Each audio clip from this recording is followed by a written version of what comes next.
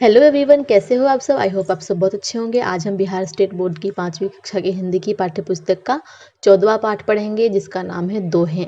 इसमें तुलसीदास, रहीम और कबीर जी के दोहे लिखे गए हैं। पाठ शुरू करने से पहले एक बार शब्दार्थ पर नजर डाल लेते हैं। सरिस समान या बराबर, सम यानी समान या बराबर। अधमाई का अर्थ पाप। विपदा संकट या मुसीबत। अघाना पेट भर खाना। साधना अभ्यास करना या प्रयास करना। जरमती यानी मूर्ख। सुजान चतुर। सील यानी पत्थर। संजोग का अर्थ होता है मेल। का वर्षा जब कृषि सुखाने, समय चूक पुण्य का पछताने। जिस प्रकार खेत के सूख जाने के बाद बारिश होने का कोई लाभ नहीं होता, उसी प्रकार अगर जरूरत के समय कोई मदद के लिए नहीं आया, तब समय बीत जाने के बाद कोई मदद का प्रस्ताव करता है तो उस मदद का हमारे लिए कोई लाभ नहीं होगा, कोई उसका उपयोग नहीं होगा। तुलसी इह संसार में भांत भांत के लोग, सबसो हिलमिल चल ये नदी नाव संजोग। तुलसीदास जी कहते हैं, इस संसार में तरह तरह के लोग रहते हैं, आप सबसे हंसकर बोलो और मिलजुल कर रहो, तो जैसे नाव नदी से संयोग करके पार लगती है, वैसे ही आप भी इस भाव सागर को पार कर लोगे। इस संसार में खुशी खुशी जिंदगी अपना जी पाओगे। परहित सरस धर्म नहीं भाई, पर पीरा सम नहीं अधमाई। परहित का अर्थ होता है परोपकार। सरस मतलब सबसे अच्छा, अर्थात परोपकार से बढ़कर दूसरा कोई धर्म नहीं है। पर पीरा सम नहीं अधमाई, और किसी को दुख पहुंचाने से बढ़कर कोई दूसरा अधर्म नहीं है। इसलिए हमें सभी की मदद करनी चाहिए, सबकी सहायता करनी चाहिए। रहीमन विपदा हु भली, जो थोड़े दिन होए। हित अनहित या जगत में, जाने परत सब कोय। रहीम कहते हैं कि यदि विपत्ति कुछ समय की हो तो वह भी ठीक है, क्योंकि विपत्ति यानी कि दुख के समय ही सबके विषय में जाना जा सकता है कि संसार में कौन हमारा हितैषी है और कौन नहीं, कौन हमारा अच्छा चाहता है और कौन हमारा अच्छा नहीं चाहता। बड़े बड़ाई ना करे, बड़े न बोले बोल। रहीमन हीरा कब कहे, लाख टके का मोल। जो सचमुच बड़े होते हैं वे अपनी बड़ाई नहीं करते हैं, बड़े बड़े बोल नहीं बोलते हैं। जिस प्रकार हीरा जो है वो कभी भी अपना मोल खुद नहीं बताता कि मैं लाख टके का हूँ या कितने का हूँ। एक साधे सब सधे, सब साधे सब जाई। रहीमन सींचे मूल को, फुलही फलही अघाई। एक ही काम को हाथ में लेकर उसे पूरा कर लो। सब में अगर हाथ डाला, अगर अगर एक से ज्यादा काम में हाथ डाला तो एक भी काम सही से नहीं हो पाएगा। जिस प्रकार पेड़ की जड़ में अगर पानी डालें तो उससे उसके फूल और फल को भी हम प्राप्त कर सकते हैं। अति का भला न बरसना, अति की भली न धूप। अति का भला न बोलना, अति की भली न चूप। ना तो अधिक बोलना अच्छा होता है और ना ही जरूरत से ज्यादा चुप रहना ही ठीक है। जिस प्रकार बहुत अधिक वर्षा भी अच्छी नहीं होती, उससे बाढ़ आ सकता है, और बहुत अधिक धूप भी अच्छी नहीं होती, जिससे फसल सूख जाते हैं। करत करत अभ्यास ते, जरमत होत सुजान। रसरी आवत जात तय, सिल पर परत निशान। जिस प्रकार बार बार रस्सी के आने जाने से कठोर पत्थर पर भी निशान पड़ जाते हैं, उसी प्रकार बार बार अभ्यास करने पर मूर्ख व्यक्ति भी एक दिन कुशलता प्राप्त कर लेता है, एक दिन पंडित बन सकता है। यानी कि अगर हम किसी काम को करने के लिए या सीखने के लिए बार बार अभ्यास करें तो हम वो काम अवश्य ही अच्छे से सीख पाएंगे। बड़ा हुआ तो क्या हुआ, जैसे पेड़ खजूर। पंथी को छाया नहीं, फल लागे अति दूर। अर्थात खजूर के पेड़ की भांति बड़े होने का कोई फायदा नहीं है, क्योंकि इससे ना तो यात्रियों को छाया मिलती है और ना इसके फल आसानी से तोड़े जा सकते हैं। अर्थात बड़प्पन के प्रदर्शन मात्र से किसी का लाभ नहीं होता है। इंसान को दिल से बड़ा होना चाहिए, अपने कर्मों से बड़ा होना चाहिए, ना कि दिखावे का बड़ा होना चाहिए। आगे अभ्यास के प्रश्न में बातचीत के लिए, आप संकट में सहायता के लिए किनके किनके पास जाते हैं। मैं संकट के समय बंधु बांधव, अपने घर के सदस्य, भाई बहन, माता पिता, भगवान या फिर मित्र के पास जाती हूँ।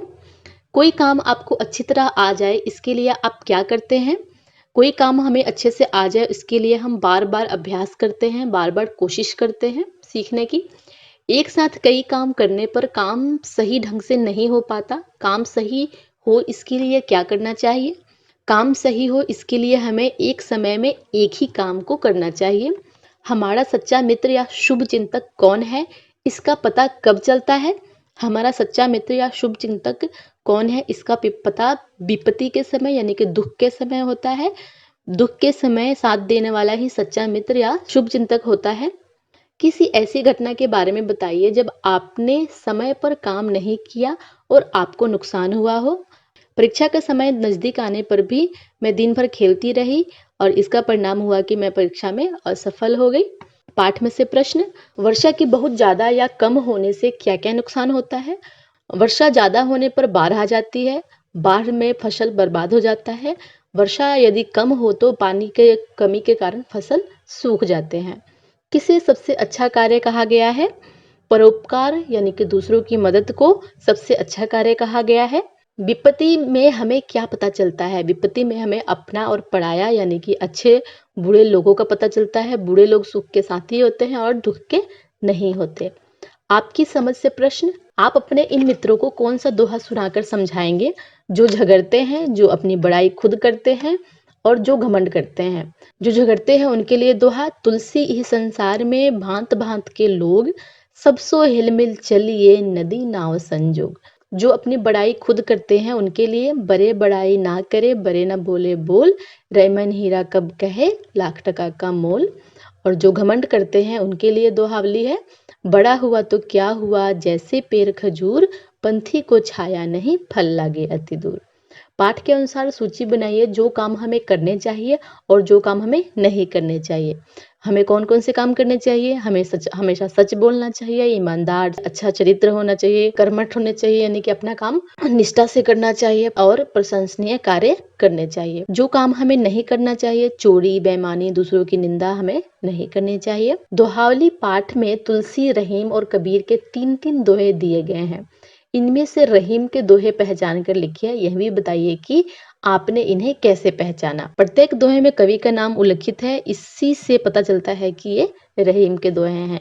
यहाँ पर रहीम के फोटो भी दी गई है और यहाँ पे ये जो 3 दोहे हैं, यहाँ पर तीनों दोहे में रहीम का नाम भी लिखा गया है और यहाँ पे रहीम के सामने फोटो दी गई है। इससे पता चलता है कि ये तीनों दोहे जो हैं वो रहीम के लिखे हुए हैं। आगे भाषा के नियम से प्रश्न, दिए गए वाक्यों में रेखांकित शब्द के विपरीत अर्थ वाले शब्द के वाक्यों को पूरा कीजिए। हमें ना तो बहुत अधिक बोलना चाहिए ना ही बहुत कम। हम सबको दोस्त बनाए ना कि दुश्मन। विपत्ति में अपने और पराये की पहचान हो जाती है। हमें एक समय में एक ही काम पर ध्यान देना चाहिए ना कि अनेक कामों पर। बार बार अभ्यास करने से मूर्ख भी चतुर बन सकता है। दूसरों को कष्ट पहुंचाना पाप है जबकि दूसरों की सहायता करना पुण्य। दिए गए शब्दों का वाक्यों में प्रयोग कीजिए। संसार, यह संसार अति रहस्यमय है। पछताना, बुरा काम करने पर अंत में पछताना पड़ता है। विपदा, विपदा में ही अपने पराये का पता चलता है। अभ्यास, अभ्यास से व्यक्ति की दक्षता बढ़ती है। नीचे दिए गए शब्दों के समान अर्थ वाले शब्द लिखिए। वर्षा, वर्षा, सरिस, समान, अधमाई, पाप या अधर्म, जरमती, मूर्ख, रसरी, रस्सी, पंछी, चिड़िया। शब्दों की दुनिया से प्रश्न, नीचे कृषि और वर्षा से जुड़े शब्दों को लिखें। कृषि से जुड़े हल, हेंगा, जुताई, बैल, बीज, खाद आदि आप और भी शब्द लिख सकते हैं अपनी समझ से। वर्षा से जुड़े हुए शब्द हैं बादल, बाढ़, सुखाड़, ओला, सिंचाई और बिजली। यह भी बताइए कि क्या कृषि और वर्षा में कोई जुड़ाव हो सकता है और कैसे। कृषि और वर्षा में बहुत सारे संबंध हैं। वर्षा पर भी कृषि का जीवन निर्भर करता है। यदि वर्षा ना हो तो कृषि करना संभव नहीं है। कुछ करने के लिए पाठ में दिए गए दोहों के अलावा कुछ दोहे ढूंढिए और अपनी कक्षा में सुनाइए। आप इसके लिए अपने घर के किसी बड़े सदस्य या फिर स्कूल के अध्यापक की मदद ले सकते हैं। आपकी कल्पना, चित्र में आदमी ने क्या कहा होगा। चित्र को ध्यान से देखिए और समझिए आदमी ने क्या कहा होगा। चित्र में आदमी ने साइकिल में हवा डालने को कहा होगा। फिर आदमी ने हवा देने वाले को कहा होगा कि हवा बहुत हो गई, अब छोड़ दो। साइकिल के आवाज करने पर आदमी ने कहा होगा कि मैंने पहले ही कहा था कि हवा बहुत हो गई है लेकिन आपने माना नहीं। तो यह था 14वां पाठ। आई होप आपको अच्छे से समझ आ गया होगा। फिर भी कोई डाउट या सुझाव हो तो आप हमें कमेंट करके जरूर बताइएगा।